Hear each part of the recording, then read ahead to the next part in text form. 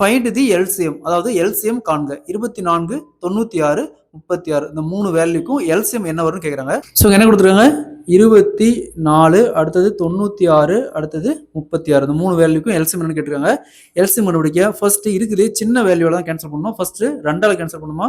So இங்கே எத்தனை time 2 வரும், 12 டைம். அதேமாதிரி இங்கே 48, அதேமாதிரி இங்கே 18. ஸோ அகைன் 2ஆல் கேன்சல் பண்ணால் 6, இங்கே 24, இங்கே 9.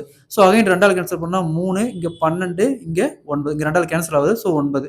அகைன் 2ஆல் கேன்சல் பண்ணால் 3, இங்கே 6, இங்கே அதே 9.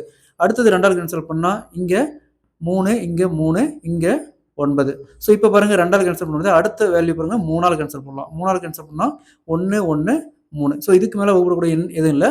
அப்போ இதெல்லாம் பெருக்கணும். இங்கே வேல்யூஸ்லாம் மல்டிப்ளை பண்ணோமா, இங்கே பாருங்கள் 2 5 டைம் இருக்குது. அப்போ 2 power 5 ரைட் பண்ணலாம். Into 3 into 3 9. 2 power 5 32 into 9 is equal to 288. So இதோடைய எல்சிஎம் பார்த்தோம்னா 288. Option C is the correct answer. இதேமாதிரி இந்த சம் பாருங்க, ஃபைண்ட் தி எல்சிஎம் 8, 32, 128. இதேமாதிரி தான் இந்த சம்மும். இந்த சம்மை சால்வ் பண்ணி இதன் ஆன்சரை கமெண்ட்ல போடுங்க.